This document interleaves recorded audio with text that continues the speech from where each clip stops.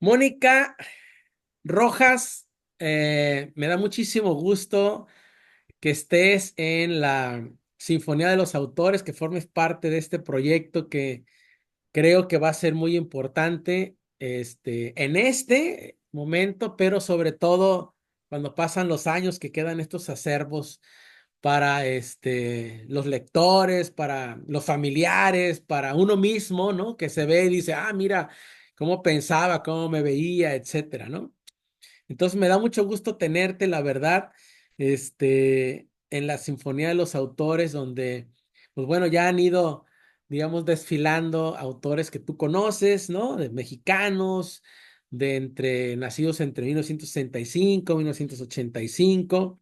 Tú eres mucho más joven que yo, ¿no? Y eres de la generación de los 80, pero no vamos a hablar de edades ni nada para no meternos en complicaciones. Creo que eres de 1983, ¿no? Sí, sí, así es. Entonces, Del bueno, 80. Yo no tengo problema con la edad, al contrario. bueno, yo fíjate que yo tampoco, ¿no? Yo te acabo de cumplir ahora en abril 50 años, soy de la misma edad que nuestra querida amiga Liliana Bloom. Entonces, bueno, ya somos cincuentones, pero nos sentimos como de 26, ¿no? Mira, me da mucho gusto porque curiosamente, tenía muchas ganas de hablar contigo y bueno, tenemos puntos en común. Primero, bueno, está en común nuestra querida agenta literaria Nicole Witt, ¿no? Que bueno, es un punto interesante que tenemos en común, pero también el tema del box, que ya hablaremos de eso en su momento, ¿no? Yo practiqué box desde los 16, practico todavía, pero obviamente nunca lo hice profesionalmente porque siempre tuve miedo y tú lo ves tú lo describes muy bien todo esto en Lobo, tu novela, ya hablaremos de ella, pero siempre tuve miedo a que me dieran un trancazo en la cabeza y me dejaran ahí sin poder hacer poemas o a lo mejor poemas muy surrealistas iban a salir de ahí. Y luego también el tema de los niños, ¿no? Me interesa a mí como mucho trabajar, por eso también hago novelas para niños. Sé que tú empezaste haciendo eso, ¿no? Y luego ya transitaste a tus novelas, ¿no? La Niña Polaca y Lobo, etcétera. Entonces a mí también me interesa mucho eso, el tema de los migrantes. De hecho, tengo una novela que todavía no se publica, y fíjate que contrario a otros libros ha encontrado cierta resistencia para publicarse, pese a que es un tema de migrantes, de un niño que llegó a la escuela de mi hija chino, que no habla una gota de español y todas las tribulaciones que pasó, el bullying, etcétera.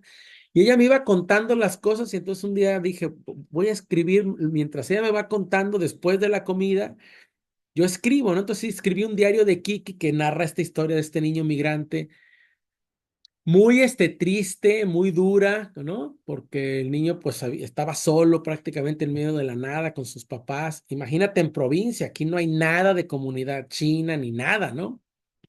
Entonces muy triste. Entonces cuando vi este perfil tuyo, pues me identifiqué con muchas cosas, pues, ¿no? Porque sé que estás también metida con ese tema, ¿no? Entonces, bueno, pero antes de llegar a eso, Mónica, yo quisiera empezar un poco que me hables de tu infancia, porque estuve buscando cosas y de pronto salen cosillas ahí, pero no tanto. Están en las entrevistas cosas de tu infancia, donde sé que eres de Puebla, qué hacían tus papás, qué hacías tú, a qué se dedicaban, si tienes hermanos, cómo era ese entorno de tus primeras lecturas, si había o no, porque ya sabes que cada infancia es como muy diferente. Entonces, que me hables un poco, que reconstruyas un poco ese momento y de ahí iremos transitando hasta que hasta que te conviertes en periodista de nota roja, etcétera, ¿no? Oye, pues primero muchas gracias por pensar en esta servidora para este espacio. La verdad es que no sé cómo sean las experiencias con otros escritores a los que ya has entrevistado, pero particularmente soy muy dispersa. Entonces voy a ir saltando de épocas y de tiempos y de espacios. Pero fíjate que uno que sí me queda, por supuesto, muy fresco en la memoria es precisamente la infancia, ¿no? Ah, Yo nací en Puebla en el 83 en una familia de clase baja, en una familia en la que pues gastar dinero en libros era una cosa muy burguesa, era una cosa que pues no era útil, ¿no? O sea, ay, perdóname aquí ya. Paco. Él siempre es el protagonista de las entrevistas, Ya perdón. lo veo, ya lo veo.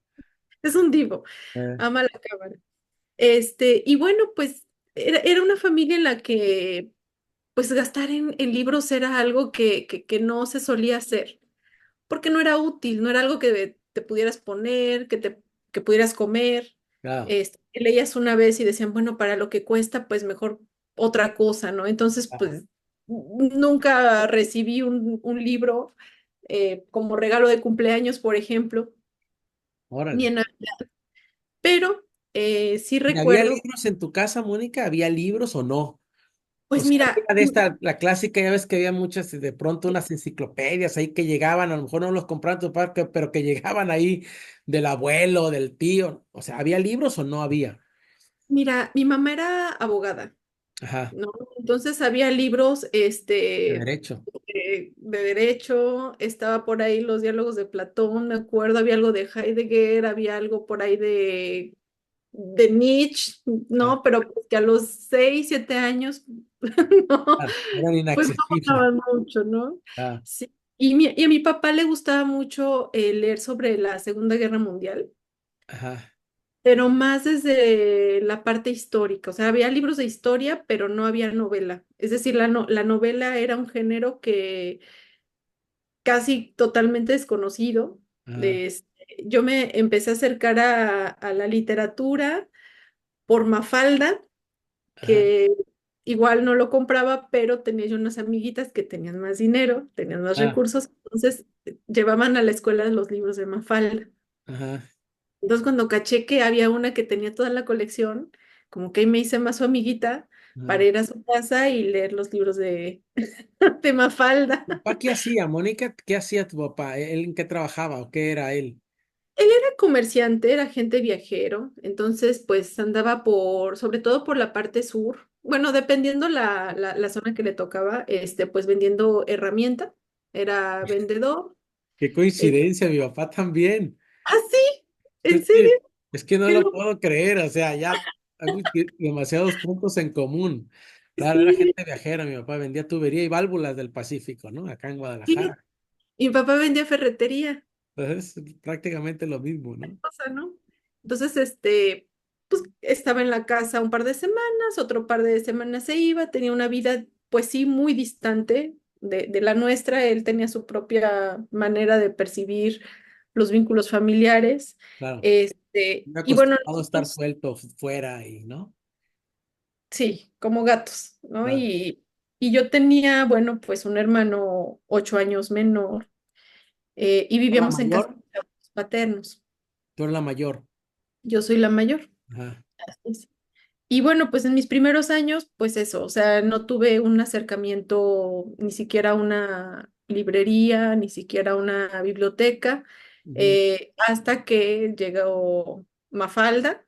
ajá, Y después, bueno, pues me empecé a hacer de libros de una colección que eran muy económicos y entonces yo iba a comprar en la librería los libros, no que yo quería, sino para los que me alcanzara. órale, Sí, entonces yo elegía, pues, decía yo, mira, estos que están más flaquitos cuestan menos. claro, Ya iba yo juntando dinero para pues de mis domingos, claro. para irme haciendo de los libros y pues había unos que no, yo no le entendía ni papas Ah. y había otros que pues ya me iban gustando más.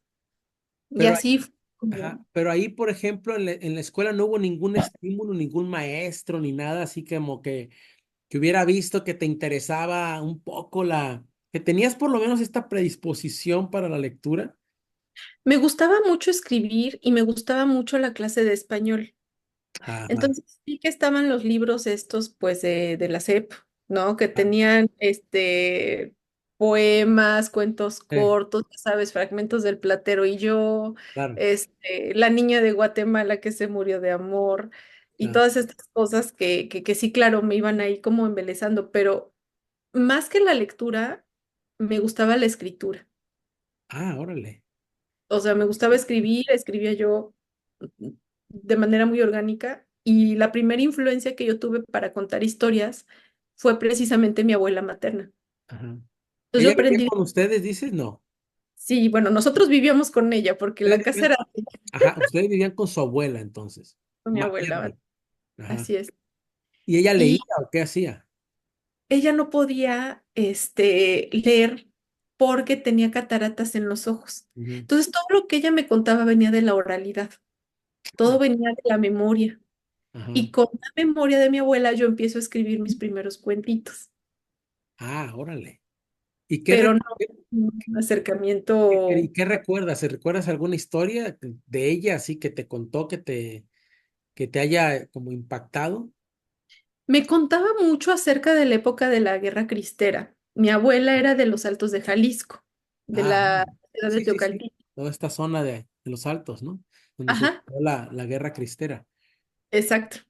Y Ajá, entonces me impactaba mucho que me hablara con tanta naturalidad acerca de la muerte y de los muertos, ajá. ¿no? Cosas no tan distintas, Ah, evidentemente, pero cómo ella veía pues a los colgados, cómo entre los tiros, había manera de que los niños siguieran jugando, la forma en cómo convivía ella misma con la muerte, desde los usos y costumbres, desde la superstición, me contaba relatos de las brujas, de los nahuales, de los demonios, y todo eso pues fue alimentando mi imaginación de tal forma que pues mis primeros cuentos de niña pues eran de terror.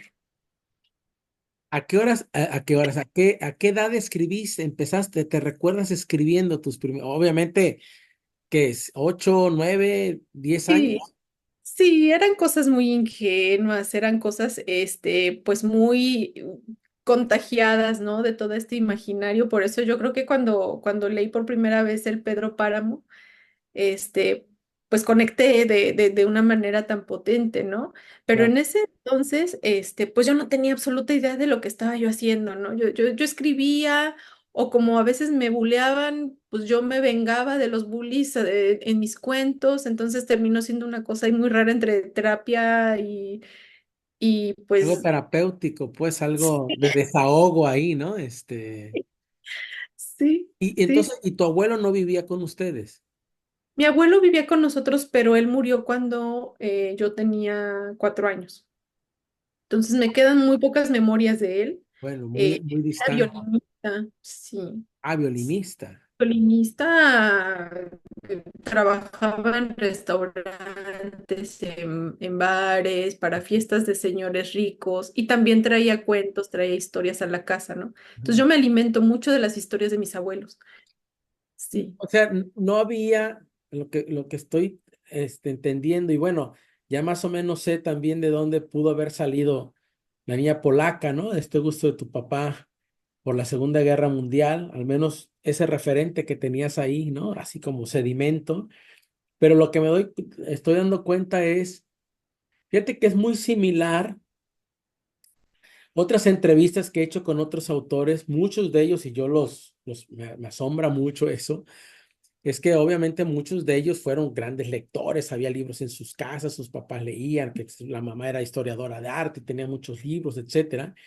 Y yo, bueno, una y otra vez cuento que en mi casa, pues mi papá era agente viajero y él no leía ni el periódico, ¿no?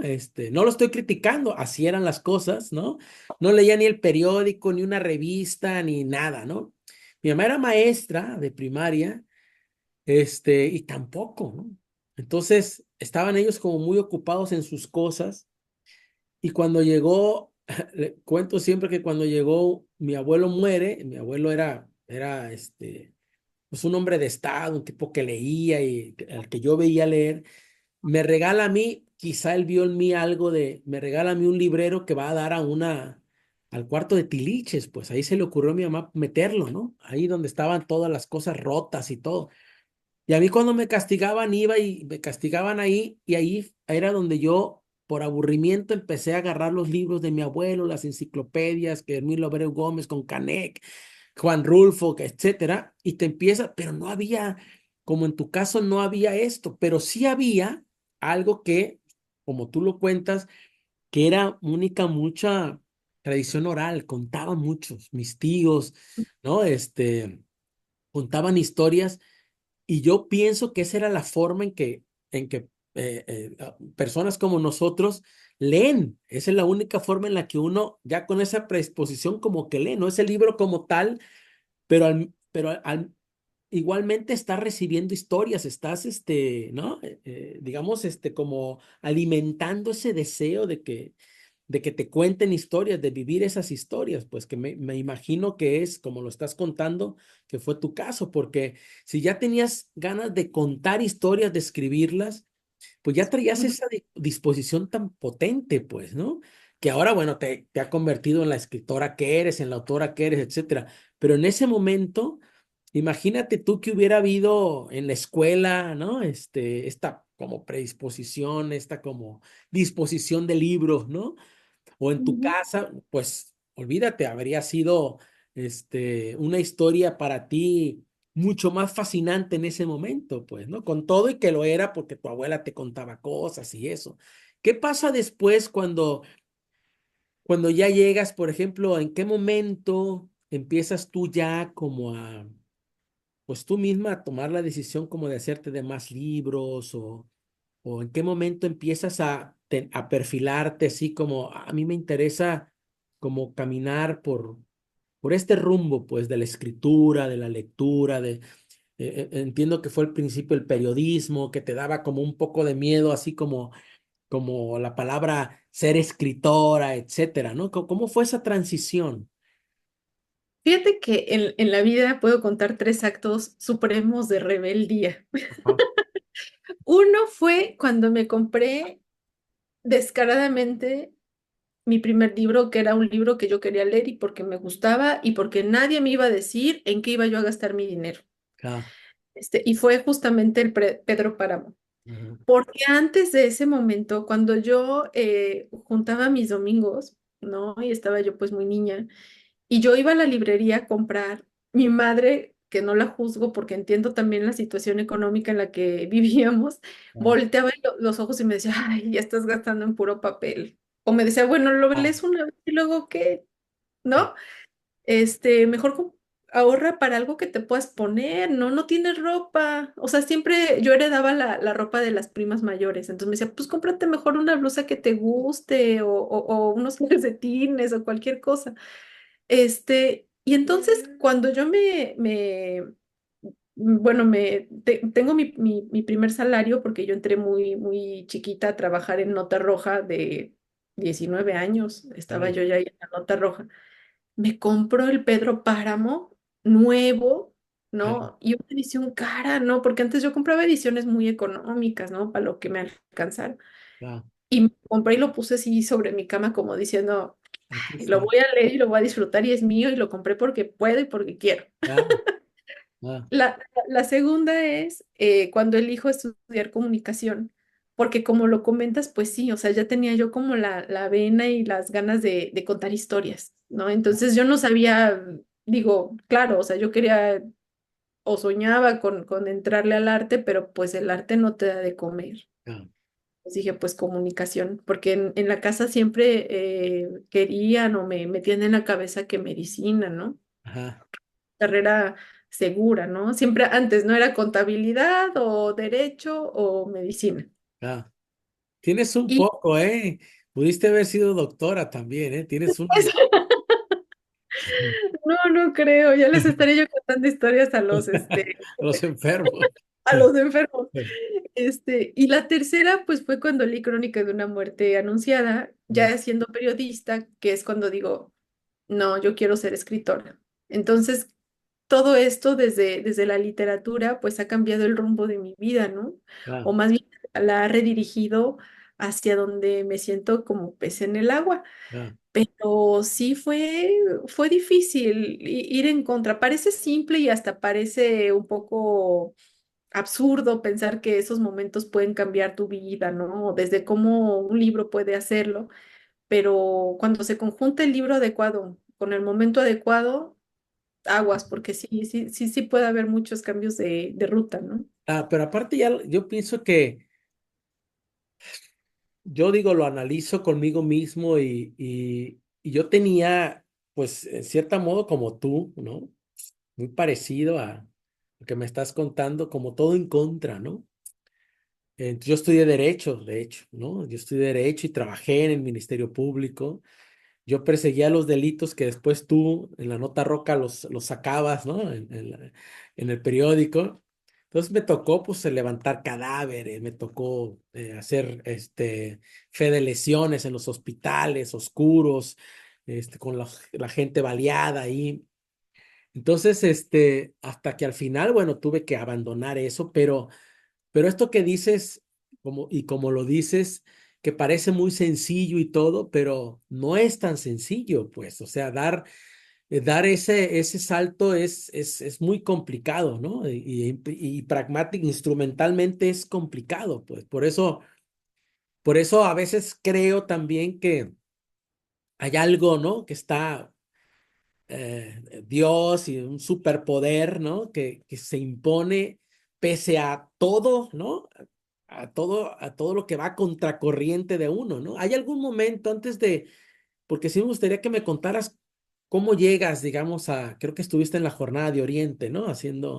Pero hubo antes de eso, lo que me cuentas de la familia, ¿hubo algún momento que para ti haya sido como que te haya marcado de la infancia, de esta parte de la adolescencia, de estas carencias que cuentas, económicas, etcétera? ¿Hubo alguna parte que te haya a ti como ahora a la distancia que digas, eso nunca se me olvidó, una experiencia que me quedó muy viva, pues, y que de alguna forma ha determinado, no sé, que ahora esté como muy involucrada en el tema de los derechos de las infancias o los temas que toco, ¿no? Como el tema de los migrantes o el tema incluso de Lobo, ¿no? De las carencias que había ya hablaremos de eso, ¿no? De este chavo bolero con todas estas carencias, ¿no? Que había. ¿Hay algo que pueda conectarse con todo eso, Mónica? Yo creo que muchas cosas, o sea, es difícil como ensamblarlo y de pronto como procesarlo de una manera racional, porque creo que mucho, así como el libro del lobo y la misma escritura, pues viene del instinto, ¿no? O sea, como del pulso vital de tener que sacar, comunicar, transmitir. Luego, no sé si te pasa, ¿no? Cuando preguntan, es que ¿por qué escribes? Ah, Puta, no sé, o sea. tan difícil contestar eso, ¿no? Sí, o sea, son muchas las respuestas y al final yo creo que ninguna atina realmente a expresar esta necesidad que uno tiene de escribir, Claro. ¿no? Como pulso vital realmente. Eh, yo creo que son muchas cosas. Mira, yo creo que sí, el tema de la carencia económica es una de ellas. Esta no soberanía del cuerpo, sobre todo femenino, ¿no? Cuando eres niña, cuando ocupas un espacio que no te gusta porque nadie elige el cuerpo en el que habita, pues me pegó muy duro. Te voy a explicar por qué. Porque yo era una niña muy gordita, muy, Ah, muy gordita. órale. Ajá. Yo pesaba como 80 y algo, una cosa así, a los 12 años. Entonces, Ok. había un acoso escolar tremendo. Eso te iba a en- preguntar. Ajá. y era, sí, claro, o sea, era tremendo y aparte yo era la niña de los dieces. Entonces, claro, o sea, yo a la distancia me veo y digo, Campo sí, perfecto, ¿no? Para el bullying, ¿no? exactamente. Entonces, era sumamente doloroso y complicado, ¿no? Que ni en el espacio familiar ni en el escolar se pudiera entender la gravedad de un asunto, ¿no? Sí, Como el acoso escolar. Y eso porque, claro, yo no elegí el cuerpo que, que, que, que, que habito, pero además no elegía la alimentación, no elegía, y entonces todo esto pues te va vulnerando, ¿no? Y te va poniendo sí, en un lugar sumamente desastroso para sí, ser, como bien lo dices, el blanco de las burlas, del bullying, y entonces entre menos te hablan, ¿no? Pues más comes, y entre más comes, menos te hablan, y se va haciendo ahí una cosa muy complicada, un círculo del que muy difícilmente se sale. Yo claro. a los 14 15 años pues empecé con anorexia, ¿no? Es una cosa de la que poco hablo, ¿no? Pero que sí, sí me pega mucho en la literatura en el sentido de la exploración de la no soberanía del cuerpo, sí, ¿no? De cómo el lugar que ocupas, ¿no? Y cómo el espacio, que se puede hacer más pequeño, más grande, ¿no? Dependiendo los espacios, los tiempos, las costumbres, incluso el mito de la belleza, todo esto pues va mermando las libertades, ¿no? Las libertades en todos los aspectos, ¿no? O sea, entonces creo que por ahí va mi interés por explorar la infancia, también mi interés por explorar la condición femenina, ujú, ¿no? La niña polaca pudo haber sido el niño polaco, ujú, pero creo que no es coincidencia, ¿no? Pensando en esto, tratando de racionalizarlo, claro, que haya tenido que entrar una cuestión adicional a esa vulnerabilidad de por sí de los migrantes, ¿no? Los migrantes, las migrantes, y aparte las niñas migrantes. Entonces, sí, creo que eso ha impactado mucho. Ese tema de la carencia, o sea, paradójicamente, ¿no? La carencia económica, pero al mismo tiempo el exceso de, pues sí, de cuerpo, ¿no? Porque sí. eso es lo que somos. Y fíjate, Mónica, que eso que dices, te agradezco que lo hayas dicho porque en ocasiones, aunque son partes muy personales, en ocasiones ayudamos a otras personas hablando de estos temas, ¿no? Sin morbo ni nada. Yo padezco el trastorno obsesivo compulsivo y la ansiedad que sé que me vino de esos años, ¿no? Que fueron años en la familia de carencias también económicas, de violencia y también algo que a mí me pegó mucho por el tipo de sensibilidad que tenemos, lo puedo decir así, las carencias afectivas, ¿no? Mi papá también, tenían ellos broncas, mis papás, ¿eh? En el caso mío, y estaban ellos, obviamente, con ellos, ¿no? Y, y yo, aunque no tuve ese problema de obesidad que tú tuviste, pero sí tenía muchos problemas de ansiedad, no podía dormir, me salían problemas en la piel, o sea, todo lo que el cuerpo refleja, en el tuyo se refleja de una forma, en el mío de otra, pero ahora que lo dices, yo pienso que también por eso me he metido a explorar la infancia, y a contar historias que tienen que ver de alguna forma con ayudar, ¿no? A estas infancias, a que los chavos se de hecho, ahorita estoy corrigiendo una novela que tengo que entregar ya, ¿no? Que se va a publicar, se llama Los años difíciles, una época de la secundaria en donde yo tenía todo en contra, ¿no? Mis papás estaban muy mal, en la escuela, pues tú sabes que eso se refleja también y mi conducta era pésima, me corrían de todas las escuelas, ya nadie me aguantaba, todo mundo me criticaba, eres de lo peor, va a la perdida, no sirves para nada, a ver qué vas a hacer tú en tu vida. Todo eso, Mónica, tú sabes que tiene un impacto enorme en uno, pues, ¿no? Y crea muchas inseguridades, crea ansiedad, crea vulnerabilidad, te da miedo, pues, ¿no? Que es básicamente el fondo de... Entonces, sale por un lado, por otro, salen esas cosas. Y estoy corrigiendo esta novela, y hablando al mismo tiempo, de esto contigo y digo, qué fuerte, pues, ¿no? Pero qué, y de pronto te digo, no los juzga uno, pero porque son las culturas así, así se fueron educados nuestros padres, etcétera, y no es fácil ser padre, pues, ¿no? O sea, es una cuestión muy complicada, ¿no? Y a veces no la tomamos con la responsabilidad que se tiene que tomar eso, pues, ¿no? Porque podemos dañar vidas, o sea, no solo esa infancia, sino vidas completas, pues, ¿no? Entonces, yo te agradezco que lo cuentes porque sé que esas cosas de pronto son complicadas como compartirlas, ¿no? Pero yo también procuro decirlas en aras sobre todo de que el que me está escuchando pueda saber, ¿no? Y muchos que han pasado por eso y que todavía no lo resuelven aún a nuestra edad, pues sepan que hay maneras, digamos, de poder transitar más allá de quedarse enganchado con eso, pues, ¿no? ¿En qué momento, Mónica, entonces eh, empiezas a salir de eso y empiezas como a transitar ya a, pues a esta carrera profesional que vas a tener como periodista y después esta decisión que vas a tomar para convertirte en escritora, pues, ¿no? Que es, creo yo, sin dejar de ser periodista, porque cuando leo La Niña Polaca y cuando leí Lobo, pues hay una periodista ahí haciendo como crónica, haciendo como, ¿sí me explico? O sea, no puedes dejar como ese oficio, pero eres una narradora natural, ¿no?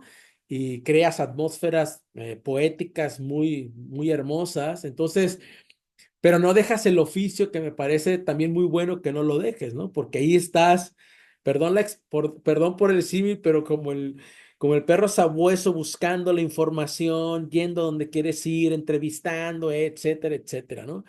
Pero luego que tienes este momento tan difícil, ¿cómo haces? ¿Cómo crees en qué momento dices, ya soy como dueña de esta situación y voy a empezar pues a salir? Porque ahora yo te veo muy bien, pues, ¿no?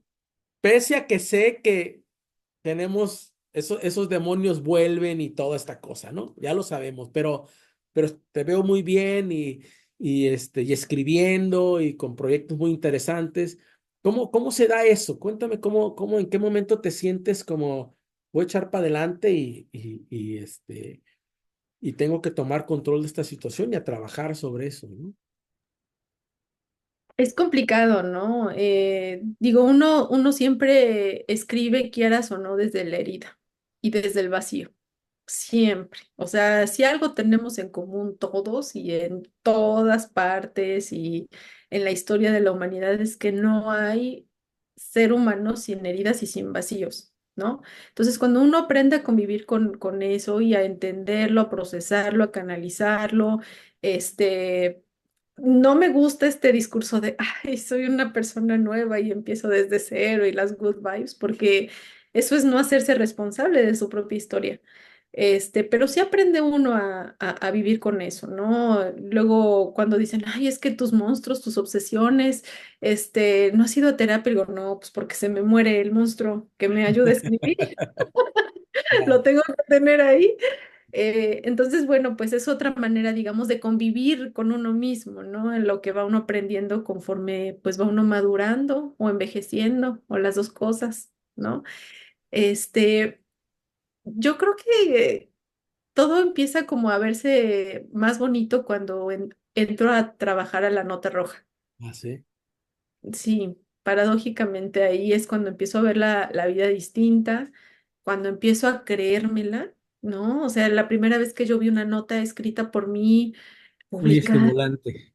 sí, dije, no mames, o sea, sí se pudo, ¿no? Y yo misma me echaba porras y decía yo, claro, o sea, por aquí es la cosa, ¿no? Después entré a televisión y fui una catástrofe, o sea, la cámara me pone muy Abuelo. nerviosa. Horrible, horrible. Y siempre estaba en sala a cuadro, toca cuadro, ir a cuadro. Y decía yo cualquier estupidez. Entonces, no era por ahí. Pasé a la radio y dije, no, mi voz está, pero más nasal qué horror, no me gustó. Y entonces me quedé en la prensa escrita. Y llegó un momento en el que un amigo muy querido me regala Crónica de una muerte anunciada.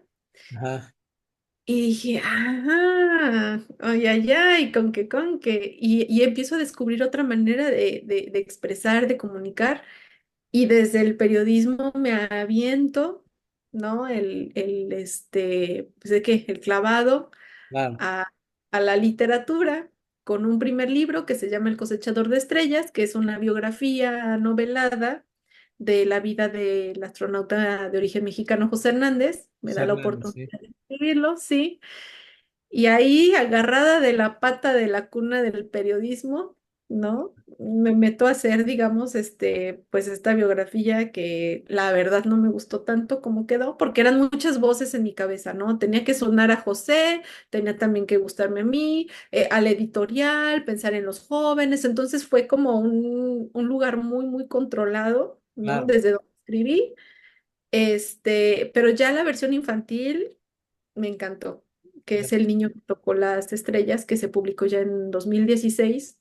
Pasaron 5 años en los que yo no sabía para dónde chingados ir. Yo decía, ¿Y pero ¿cómo? seguías haciendo periodismo, Mónica? O sea, ¿seguías en el periodismo o ya habías girado hacia otro lado? Estaba yo haciendo Ah, periodismo justo donde no quería, que es en televisión. Ajá, Pero dije, no, o sea, yo ya tengo que salir de acá, pero yo no sabía ni le hallaba, digamos, el modo porque decía yo, pero ¿cómo yo, o sea, siendo periodista me la voy a aventar así? Pues ni que fuera yo Gabo, claro, este, y entonces hago un máster en literatura ajá. hispanoamericana en Barcelona como para sentirme un poco más segura, ¿no? Me tardé mucho El para terreno escribir. que estabas pisando ya, ¿no? Que empezabas a explorar. Yo sé que hay muchos que satanizan un poco, ¿no? Que dicen, ay, es que la academia te limita y es que la academia te hace, este, pues ser mucho más pragmático, como que el duende del que habla Lorca como que se va quedando a un lado y entonces te Ah, vuelves mucho más académico en tu escritura y al contrario, a mí me dio muchos espacios de libertad y seguridad también, ¿no? De algún y modo. seguridad. Y luego, fíjate, curiosamente vienes de un autor que fue un gran periodista también, ¿no? Gabriel García Márquez, o sea, Crónica de una muerte anunciada, de alguna forma, pues es aparte de ser una bellísima novela y todo, pero tiene todas las estrategias periodísticas, etcétera, de lo que siempre contó en sus crónicas, el propio Claro, es que Márquez. esto es como el bautismo. O sea, ya cuando te hiciste periodista, ya, o sea, ya no hay manera de echar para Ah, atrás. O sea, luego digo, a ver, vamos a escribir a ver, la niña polaca, ¿no? Ahorita vamos a llegar a la niña polaca. Hice uso de mis herramientas periodísticas, ¿no? Entrevista, valoración de información, selección, ta, ta, ta. ah. O sea, no hay manera de escapar. ¿Qué Ya, otros ya. autores había ahí? Empiezas, supongo, a leer más. ¿Y qué otros autores, aparte de Márquez, fueron así de, como de mucho impacto para ti? Yo sé que en algún momento leíste a Sor Juana Inés de la Cruz, sé que en algún momento también, bueno, Rulfo, pero ¿qué otros autores empezaste a leer que fueron, que han sido, que sientes tú que han sido importantes de influencia para ti Bueno, en en ese esa etapa ya? En esa etapa de escritura, o de esbozo de escritura, porque así lo tengo que decir, me gustaba mucho García Márquez, me gustaba mucho Rulfo, por ejemplo, El Gallo de Oro me fascina. em, Enrique Serna me gustaba muchísimo. Ajá. Serna, yo ahí tengo un crush con Serna, no es cierto, pero bueno, me gustaba mucho Rafael Bernal. Ajá. Los Mongol fue un Ah, libro que sí, me gustó, gustó. pero que critiqué mucho, ¿no? Desde la mirada, pues, feminista, Claro, perdón. por supuesto. Mm. Pero pues, claro, estamos hablando de épocas distintas, pero sí me hizo como girar la piedra, ¿no? Ah, Sor Juana ya en un tiempo después. Y fíjate que ya, digamos, más adelante, pues sí, siempre lo digo, o sea, yo tengo cuatro faros, ¿no? El primero es Sor Juana, el segundo es Elena Poniatowska, el tercero es Liliana Blum y el cuarto es Cristina Rivera Garza. digo, Ahí me gusta estar, órale, ahí me gusta estar. Pero bueno, en esa época, pues creo que todavía había mucho resabio del boom, claro. ¿no? En ese entonces. Entonces, claro, uno leía algo un poco más contemporáneo y siempre sabía a, a, a fuentes, ¿no? O Ah, sea, la generación del crack, como que tiene un resabio, ¿no? De esa época, entonces, pues uno termina ahí, en esos mismos autores, ¿no? José Agustín, Pacheco, ¿no? Pero ya cuando uno empieza a despegar, pues sí, empieza a leer distintas cosas, ¿no? Y y el panorama. de distinta manera también, ¿no? O sea, empieza a experimentar. Ahí, cuando ya empiezas, que haces lo de José Hernández, estos libros infantiles, etcétera. Luego empiezas con una historia, bueno, vienen dos historias que salen casi simultáneamente, ¿no? Dos libros, ¿no? Porque pandemia. Sí, Serie, porque- ¿no? Pero ¿cuál escribes primero? La niña polaca, ¿no? Ay, estuvo muy chistoso, Rogelio, porque las escribí casi que al mismo tiempo. Árale, sí, sí, sí. Lo que pasa es que La Niña Polaca va a sonar bien mamón y a cliché, pero yo no elegí la historia, de verdad que la historia me eligió. O sea, yo estaba en León, Guanajuato, escogiendo mi vestido de novia porque allá están las fábricas de los vestidos de novia que después se Claro. distribuyen Ah, y que allá te salen 20 veces más barato. Ese es un buen tip para las que vean esto y se vayan a casar. Claro. Entonces, pues estando allá, conozco a una mujer que yo digo que fue el primer latido del corazón de la niña polaca, que me empieza a platicar. Oye, es que yo vengo de la migración de polacos que estuvieron en el Gulag, y yo así de, a ver, permítame, sacó libretita y empieza ahí la chismosa, ¿no? A Ah, dar nota, ¿no? La periodista diciendo acá hay historia. ah, Y entonces me doy a la tarea de colectar 100 testimonios alrededor del mundo que tuvieran que ver con el Gulag, ajá, porque si algo me parece que merece mucho respeto en la literatura es cuando hablamos de víctimas. Cuando hablemos de víctimas de cualquier delito, de cualquier conflicto, de cualquier situación que sostenida en la realidad, uno no puede ser tan cobarde como para decir, ah, me quedo con un testimonio o como que medio investigo y con eso me aviento a escribir. Uno claro, de verdad ahí sí tiene que ser muy riguroso y muy respetuoso. Entonces dije, no, un testimonio no me va a servir, necesito muchos más. Y entonces siempre había alguien que conocía a alguien que conocía a alguien que quería hablar. sí, Y entonces de pronto la niña polaca se convirtió como en un espacio de reivindicación de las víctimas entre las víctimas, porque Segunda Guerra Mundial es judíos, hermanos judíos que la pasaron terriblemente mal, nazis y ya, como si nada más hubieran unas víctimas y unos victimarios. Y no es así, es mucho más complejo. claro. Entonces, cuando me hablaban de Stalin, cuando me hablaban del Gulag, Siberia, -40 grados, migración, exilio, etcétera, etcétera, dije, esto requiere mucha investigación. Entonces me eché 7 años y en medio, cuando yo ya estaba hasta acá de información, de testimonios, dije, necesito una pausa y entonces en el Inter me tomo un año y medio para escribir Lobo, Ajá. porque era como mi entretenimiento. Ahora, escribiste Lobo entre medio de la Sí, investigación de la niña polaca. sí, sí. Y entonces, ¿cómo haces? Y para Lobo también tuviste que haber, o sea, no tuviste, sino investigaste sobre todo el mundo del boxeo y sobre, que entiendo que veías de niña, pues como algo natural en tu casa, ¿no? Entonces, pero ¿cómo haces esta investigación? O sea, te tomas ese tiempo para hacer la investigación del Lobo mientras ya tenías la investigación global de la niña polaca, ¿no? Sí, sí, o sea, yo antes de mudarme a Europa, yo ya había platicado con José Suleimán, en paz descanse, que tenía yo ganas de escribir sobre boxeo, pero que no le hallaba yo por dónde. ¿No? En ese tiempo en el que te digo que había escrito el niño que tocó las estrellas y después yo ya no sabía para dónde jalar, dije, box. Y Ajá, entonces platicando con José Suleimán, me dice, mira, vamos a platicar acerca del tema y te voy a contactar con algunos boxeadores para que lo veas, para que vayas a los campamentos, para que platiques con ellos. Y es así como digamos, yo ya tenía la investigación, la información.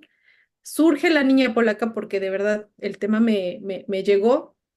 Dejo a un ladito Lobo y ya cuando estaba yo un poco, pues sí, es que de verdad hablar con tantas víctimas sí llega un momento en el que te supera. claro.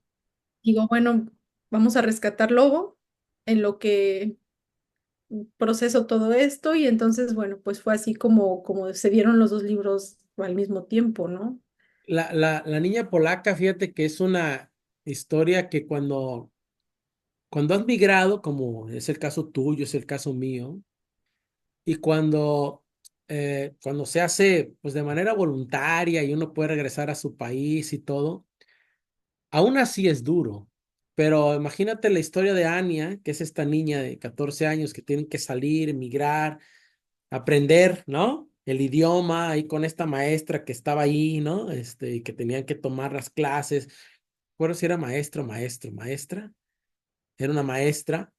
Y luego darle toda la vuelta en esta pequeña Polonia, ¿no? En México, en donde parece fácil, pero México no está muy acostumbrado tampoco a los inmigrantes, pues, o sea, no es una sociedad multicultural y menos en provincia, pues, ¿no? O sea, es muy, muy complicado y es muy desgarrador todo ese proceso. Entonces, a mí me gustó mucho cómo lo narras hasta que, bueno, hasta que al final llega el momento en el que ya ella es una mujer ya mayor, ¿no? Y tiene que regresar, ¿no? A la idea esta de regresar a ver al que no soy muy bueno para pronunciar los nombres, Mónica, discúlpame. Bueno, el que fue aquel que le daba los chocolates cuando estaban niños y esta cosa, pero es un trabajo hermoso, realmente es una novela hermosa en el sentido de que aparte, bueno, que tiene, que tú te solazas, ¿no? Con estas descripciones y te digo, unas atmósferas muy poéticas, muy desgarradoras, muy dolorosas, pero mostrar esta parte tan dura, ¿no? De los migrantes y crear también, más allá de toda esta emoción estética que tienes, pero también crear una conciencia sobre lo mal y no olvidar sobre lo duro que es, ¿no? Para las personas dejar su tierra, pues, ¿no? Y para muchos no poder volver, aunque quieran, pues, ¿no? Porque están viviendo en situaciones, ¿no? Porque son perseguidos o porque viven situaciones complicadas. Entonces, me imagino que para ti ha de haber sido todo esto, pues, muy aleccionador, pues, ¿no? Haberlo visto de cerca, ¿no? Y escribir esta historia, ¿no? Sí, y fíjate que me interesaba mucho, sobre todo, acercar la historia a los jóvenes, Mm, porque cuando hablamos nuevamente, ¿no? De Segunda Guerra Mundial, pareciera que todo ocurre como planito y cronológicamente, ¿no? Entonces, vemos una parte, pero no vemos las 20 más que claro. ocurrieron alrededor. Entonces, es bien fácil simplificar la Ah, guerra, ¿no? De pronto cuando nos enseñan en historia universal, ¿no? Que unos eran los buenos, que otros eran los malos, que unos eran los héroes, los villanos, pues te das cuenta cuando empiezas a platicar, sobre todo con las víctimas, con quienes estuvieron ahí, que no es así. Y creo que la muy ambiciosa visión, ¿no? O el objetivo de la niña polaca era precisamente mostrar esa otra cara que no nada más, o sea, no es la otra cara de la moneda, estamos hablando de un poliedro inexplorado, de montón de voces que quedaron silenciadas porque hubo ahí también una supremacía. Entonces, así como hay distintos niveles, ¿no? En la sociedad, dependiendo, no sé, el color de piel, la religión, etcétera, etcétera. Eso también ocurre entre las víctimas de mm, los conflictos. Entonces, dependiendo del color de piel, es más o menos importante una muerte. Lo vemos actualmente. mm, O sea, ¿cuáles son los muertos que importan? ¿Cuáles son las víctimas que importan? Entonces, por supuesto que la niña polaca es una provocación para reflexionar acerca de esto. Y yo misma, con los clubes de lectura, con los jóvenes, cuando voy a las universidades, digo, bueno, ¿y si no hubieran sido polacos? Si no hubieran sido güeritos, mm, si hubieran sido centroamericanos, como los montones que cruzan la frontera sur de nuestro país, entonces, ¿cómo los estaríamos recibiendo, no? ¿Cómo vemos la otredad y desde qué posición como sociedad nos colocamos al momento de decir estos son mejores, peores, superiores, inferiores, buenos, malos, peligrosos, bondadosos, generosos, inteligentes, etcétera, etcétera? Entonces, por supuesto que es una pregunta, un planteamiento que tiene un montón de respuestas, pero que todo eso, pues es interesante y es padre que tenga como punto de partida un hecho histórico como el de la niña polaca, que tiene que ver con nuestro país, sí con la generosidad de la gente, porque la sociedad civil, ¿no? Y la gente, ahí están los héroes. ujú, Porque a nivel político hubo un montón de razones que podríamos enumerar para decir por eso llegaron a México, ¿no? Está Estados Unidos, está Stalin, está todo el entramado en la parte de arriba, pero no podemos dejar a un lado que quienes recibieron con cariño, quienes les dieron amor, quienes les dieron chocolates, quienes les dieron música, pues fueron los mexicanos. claro, Y es un hito de rescatar. claro. El lobo, Mónica, de cierta manera hay unos vasos comunicantes porque también desde el interior, pues tocas temas de, no solamente el lobo, la historia, ¿no? De nuestros, digamos, paisanos, ciudadanos mexicanos, que viven en la marginalidad, que no tienen las mismas oportunidades, que, que para los cuales comer es lo más importante, la escuela pues no da de comer, como dijo Lupe, ¿no? El lobo, o sea, ¿dónde has estado? Pues no te preocupes, o sea, le ando buscando, ¿no? Ando haciendo chingaderas, pero entonces cuentas una historia, pero que también tiene que ver con algo que ya lo permea todo, ¿no? Que ya lo permea todo. Cuando yo saqué mi primera novela en 2008, que se llamó Conducir un tráiler, donde hablaba, que fue, digamos, como puesta en una novela negra de esto, pero dentro de la corriente esta del narco, la narconovela, ¿no? Este, yo me sorprendí porque yo lo que estaba contando cuando trabajé en el Ministerio Público era simplemente lo que vivía, ¿no? Y ya lo ha permeado todo. En Lobo está el tema del narcomenudeo, el tema de la droga, el tema, etcétera. Está el tema también de las mujeres, de cómo los niveles que hay, de cómo se les trata a las mujeres también para seguir generando esta conciencia, ¿no? También pues es un jovencito, pues, o sea, el tema de la infancia también está ahí, como en la niña polaca, ¿no? Que hace mucho, que tiene mucha relación con lo que eres tú, en lo que formas parte de Save the Children, etcétera. Entonces, a mí me interesa mucho, por ejemplo, en este sentido, cuando hablas de estos diferentes capas que hay, como en todos los libros, pero en Lobo se ven estas capas desde diferentes perspectivas de temas que te apasionan y que te interesan, como lo que sucede en Lobo, ¿no? Que me interesaría saber si te consideras una escritora. Yo sé que esto es de pronto en ocasiones es un estigma decirlo, pues, pero al final del día sabemos que, pues, uno escribe para cambiar el estado de cosas de alguna forma. ¿Te consideras tú una escritora comprometida con tu realidad, con tu presente, y te ves como queriendo cambiar cosas, ¿no? Desde el activismo que haces en Save the Children, desde tu obra literaria, etcétera? ¿O cómo te percibes en ese sentido? Bueno, no lo sé. O sea, en realidad creo que uno escribe siempre desde la obsesión y como lo decía hace ratito, desde la herida y el vacío, ¿no? Ciertamente hay literatura que puede generar una conciencia, ¿no? Esta literatura con causa, ¿no? Como lo que me ha tocado hacer con Save the Children, que bueno, pues hay una contribución tangible, económica en la compra de una antología, de un libro, etcétera, etcétera.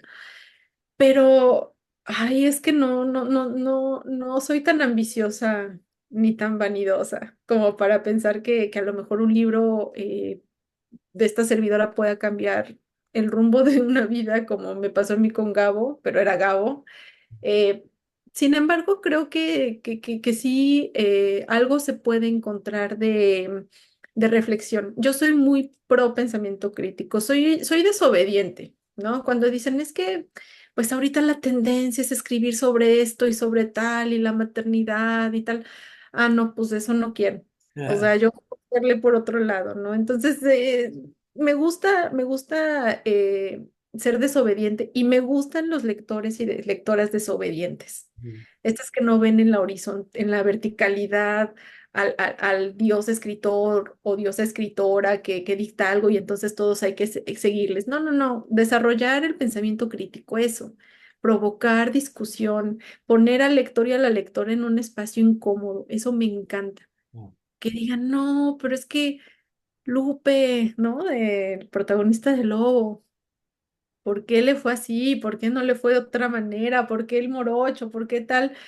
Y entonces dentro de esos espacios incómodos en donde el lector no pueda voltear la mirada porque yo los obligo a ver lo que no quieren ver, voltear a ver la periferia, voltear a ver la basura, la mugre, la vulnerabilidad, Sí. ¿no?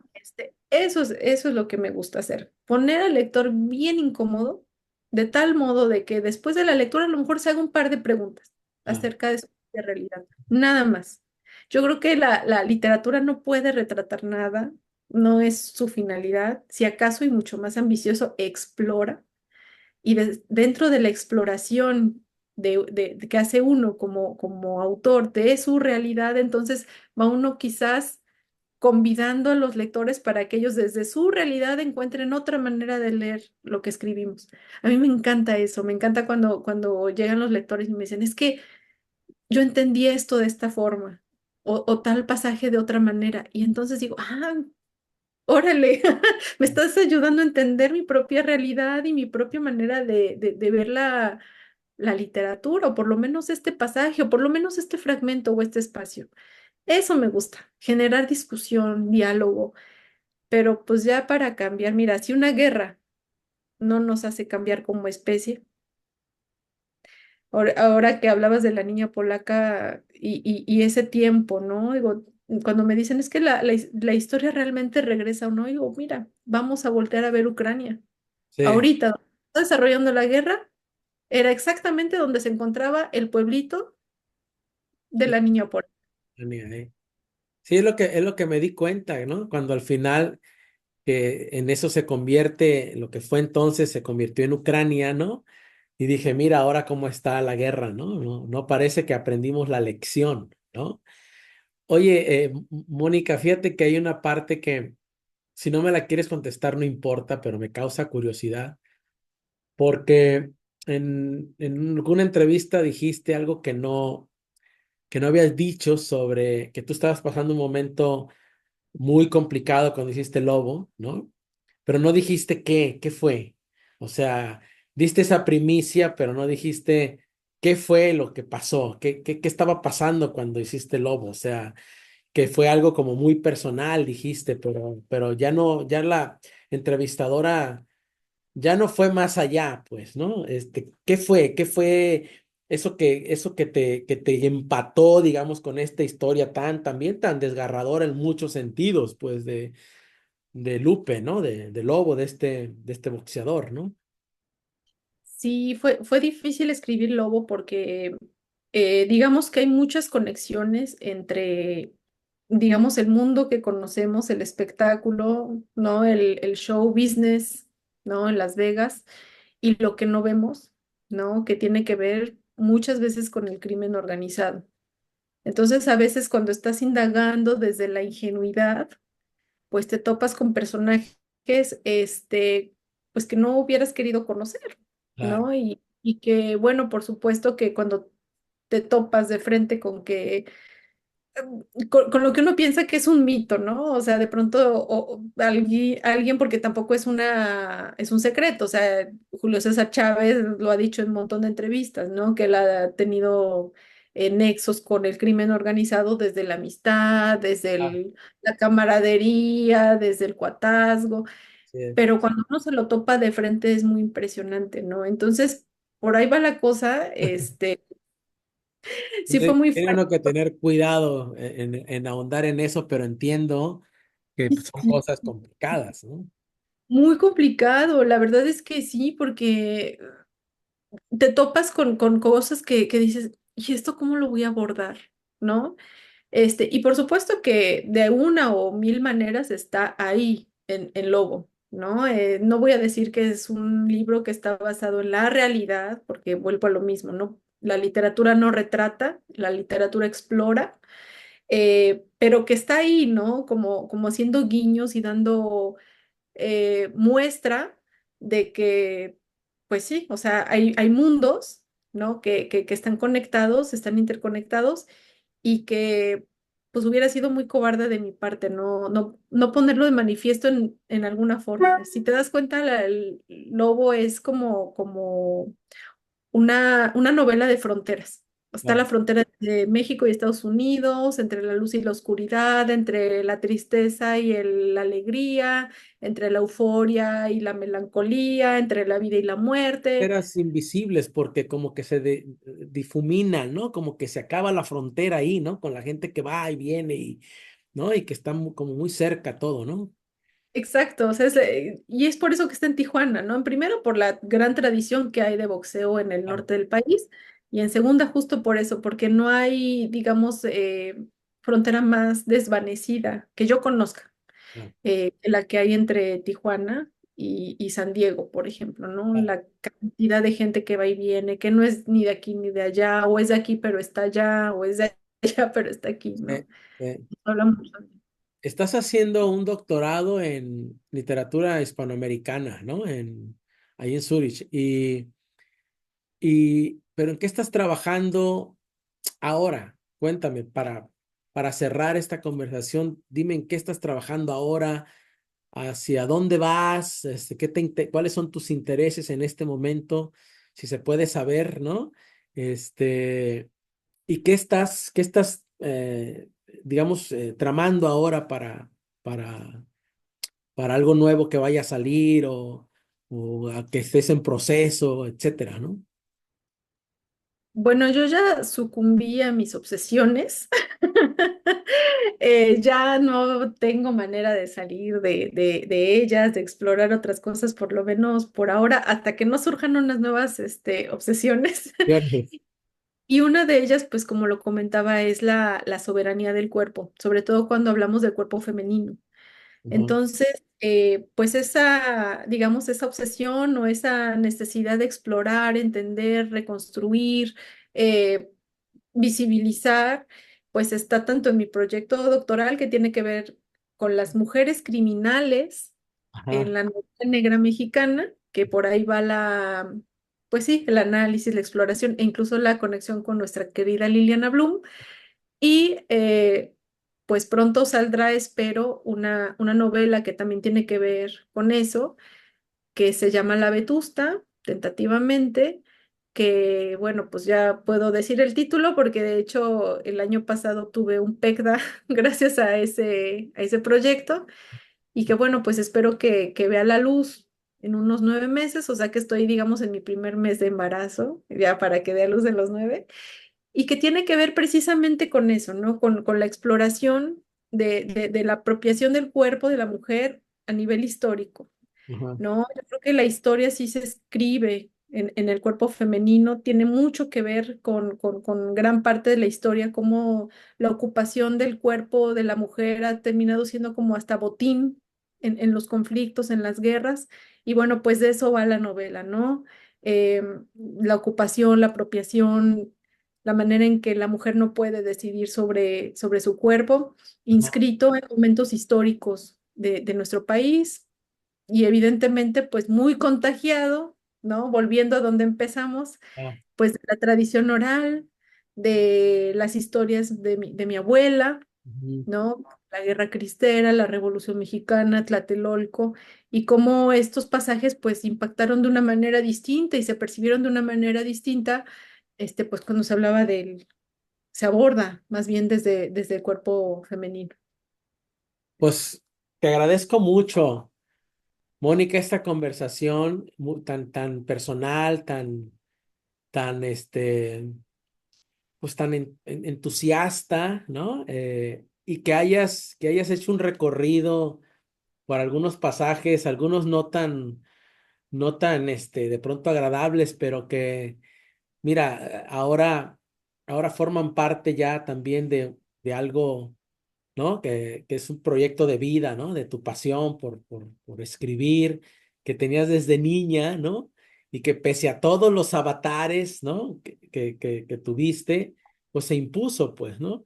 Lo mismo, te digo, hay tantos puntos de coincidencia, que por eso a veces es interesante escribir desde lo muy personal porque al final del día uno lanza esa botella y más de alguno habrá de identificarse con eso que tan personal vivimos, también han vivido otras personas, pues, ¿no? Y tocar a otras personas con lo que uno ha vivido de lo más profundo, en lo más íntimo, pues yo creo que de eso va, ¿no? Va un poco la vida, pues, ¿no? De dejar de ser como islas para convertirnos en grandes archipiélagos y luego, ¿no? En la tierra completa, conectada toda como la conocemos ahora. Entonces, te agradezco muchísimo, de verdad, esta conversación y estaré a la espera de la Vetusta para disfrutarla como disfruté la niña polaca, ¿no? Lobo, y voy a buscar el niño que tocó las estrellas porque no lo pude conseguir en estos días, pero lo buscaré. No, muchas gracias a ti por la plática. Luego es bien interesante como dices, ¿no? Volver a escucharse y Eh, volver a entenderse y reentenderse porque uno no es la misma persona cada día. La No, que, la que seré mañana no es la que te está hablando hoy claro, y claro. así son. No, y Es además es tan complejo, Mónica, todo que la vida es tan de pronto impredecible, etcétera, que siempre a veces en una conversación sale algo que teníamos años a veces sin tocar, ¿no? Y que lo activa, ¿no? Un comentario, una pregunta, lo que sea. Entonces siempre estamos, ¿no? Siempre estamos como siendo otros y siendo nuevos, ¿no? Y eso es también muy interesante, muy fascinante, ¿no? Te deseo todo lo mejor. Estaremos en contacto. Espero verte pronto. No sé si vengas a México, si vayas a venir a la FIL o qué vayas a hacer, pero No, este año no fui requerida, pero en febrero estaré por allá. bueno, entonces nos hablamos y a lo mejor podemos coincidir en algún punto. Claro que sí, con mucho gusto. Un abrazo y te deseo lo mejor, Mónica. Gracias, igual. Gracias.